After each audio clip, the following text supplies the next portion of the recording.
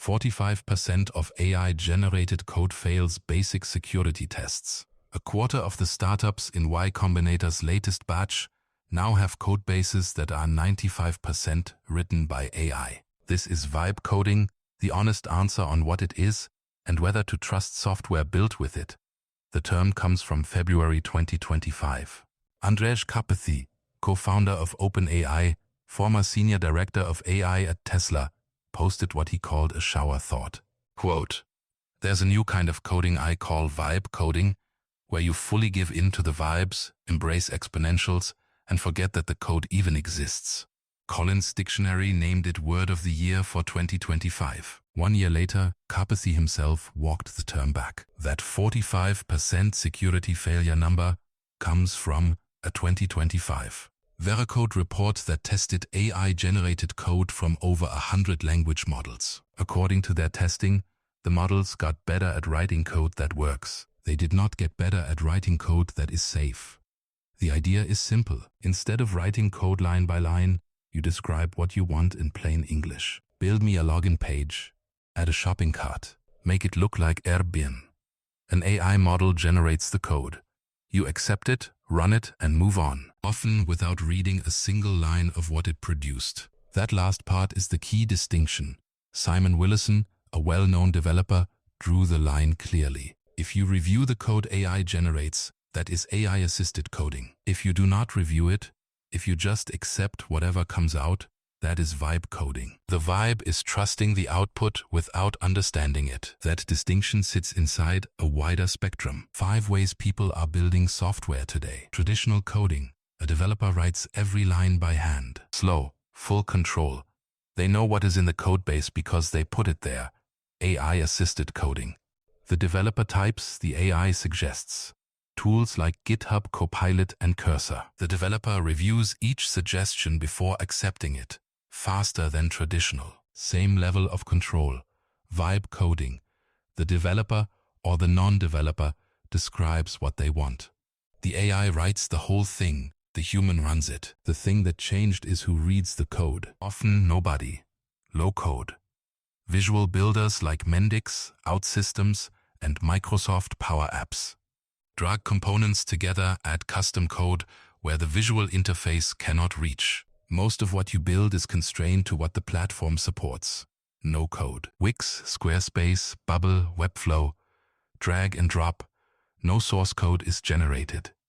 You are completely limited to what the platform offers and completely insulated from what is happening underneath. The trade-off is consistent across the spectrum. The further toward no code, the less you can build, but the harder it is to break. The further toward vibe coding, the more you can build, but the easier it is to ship something broken. Vibe coding is the only category that produces full source code and lets the human skip reading it. That is what makes it different from everything else on this list. 2 camps, 2 very different users. The split matters because one camp is built for people who can read what the AI produced, and the other is built for people who cannot.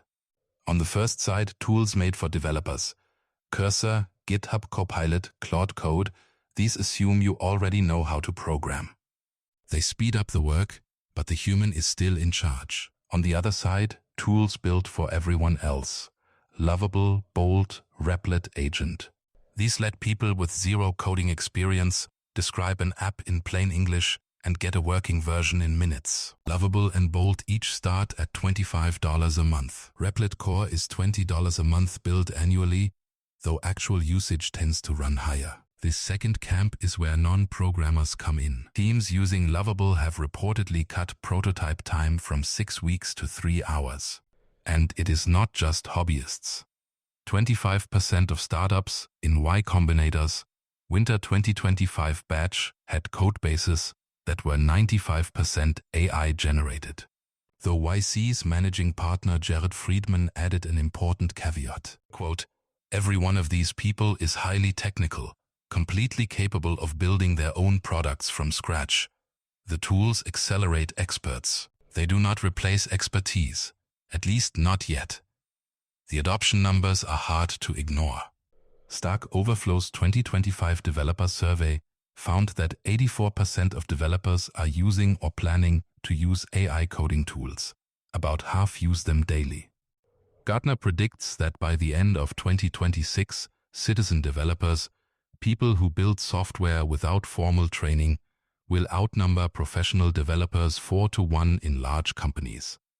The security numbers are equally hard to ignore. That Veracode report tested AI-generated code across major languages. Java was the worst performer. 72% of AI-generated Java code failed security checks. 86% of samples failed to defend against cross-site scripting, one of the most common web attacks. And while the models improved at writing functional code over time, security performance stayed flat. Georgia Tech started tracking these incidents at their Vibe security radar. March 2026 alone had more confirmed vulnerabilities tied to AI-generated code than all of 2025 combined. Total confirmed cases now stand at 74. 14 are critical. 25 are high risk. The team estimates the real number across open source is 5 to 10 times what they can detect. Somewhere between 400 and 700 cases. A separate study from CodeRabbit found AI-generated code had 1.7 times more issues than human-written code overall. AI code is not worse at everything. It is worse at the things that matter most, like security. These are not hypothetical risks.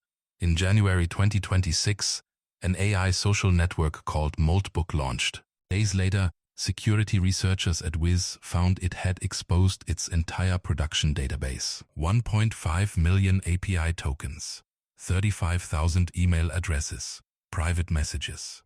The root cause was straightforward.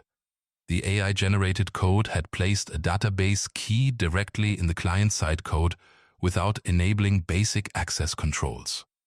Then there is slopsquatting. AI models sometimes hallucinate package names. They recommend software libraries that do not actually exist. Attackers figured this out. They register those fake names and fill them with malicious code. An academic study from UT San Antonio, Virginia Tech, and the University of Oklahoma found that 19.7% of packages recommended by AI models did not exist. They identified over 205,000 unique hallucinated package names. 58% were repeated consistently across runs, making them reliably exploitable. One fake package called Hugging Face Cly was downloaded over 30,000 times in 3 months. We covered supply chain attacks like this in our first video on this channel. Vibe coding makes the problem worse because people install whatever the AI suggests without checking. So where does this land? Harvard's Karen Brennan taught a 6-week Vibe coding course to 92 students with no prior coding experience last fall. She described it as changing the economics of experimentation. You can now build a thing fast enough to actually understand it. The tools, she noted, let you peek under the hood, inspect the code, examine the implementation.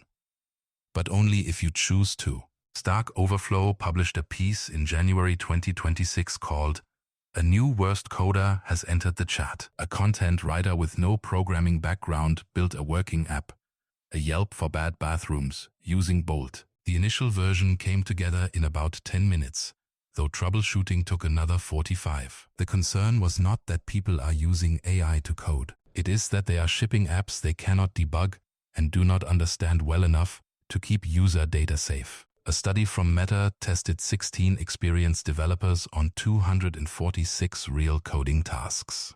The developers predicted AI tools would make them 24% faster. The actual result was 19% slower. They spent more time reviewing and rejecting AI-generated code than writing it themselves. A follow-up with a different group showed a smaller effect, roughly 4% slower. The honest takeaway is that we do not fully know yet whether these tools make experienced developers faster or slower. For beginners building from scratch, it is a different story entirely. If you have shipped something real with Cursor, Copilot, Claude Code, or one of the no-code tools, the comments are where I want to read what worked and what broke first. The honest data on this is still scarce. Your story is the data. And then there is Karpathy himself. 1 year after coining the term, he declared vibe coding pass. He proposed a new term, agentic engineering. His point was not that people stopped using AI to code. It was that the practice evolved. You still need human oversight. You still need to understand what is being built. The vibes apparently were not enough on their own. The short version, AI lets anyone build apps now. Almost half of what gets shipped fails basic security tests. The people building these apps often cannot fix what breaks, and most do not know that yet. Vibe coding in 2026 is real, it is growing, and it is arriving faster than the people running it can keep up with. What comes next is AI that does not just write code but takes actions on its own. That is AI agents, and we are covering it soon. AI and Tech explained simply, no hype. Subscribe for new videos.